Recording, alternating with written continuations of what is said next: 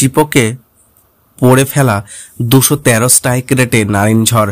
কোন কোন কারণে বিরাটদের হারালো কেকেআর? 15 সাল থেকে চিন্নাস্বামী স্টেডিয়ামে অপরাজিত থাকার রেকর্ড ধরে রাখলো কলকাতা নাইট রাইডার্স। শুক্রবার প্রথমে ব্যাট করে 6 উইকেটে 182 রান তোলেন রয়্যাল চ্যালেঞ্জার্স বেঙ্গালুরু। জবাবে 19 বল বাকি থাকতেই 7 উইকেটে জিতে নিয়েছে কেকেআর। শুক্রবার আরসিবি এবং কেকেআরের যে ম্যাচটি খেললো তা এবারের আইপিএল এর 10ম ম্যাচ ছিল।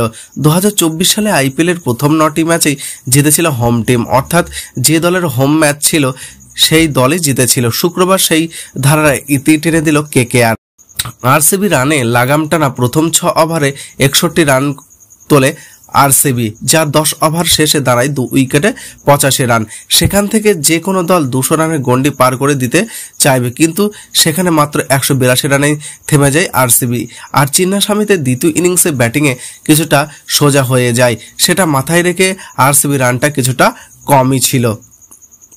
নিখুঁতভাবে পিচের চরিত্র নির্ধারণ আরসিবির হোম গ্রাউন্ডে হতে পারে চিন্নাস্বামী, কিন্তু শুক্রবার পিচের চরিত্র একেবারেই সঠিক বুঝলো কেকেআরের। নয়া পিচ হলেও সেটি যে ঢিমে গতির তা বুঝে যান নাইটরা, তাই 51% স্লো বল করেন কেকেআরের বলাররা, যা আরসিবির ব্যাটারদের পক্ষে কাজটা কঠিন করে দেয়। ঠিক সেখানেই ভুল করেছে আরসিবি। কেকেআরের ব্যাটারদের প্রেস দিয়েছে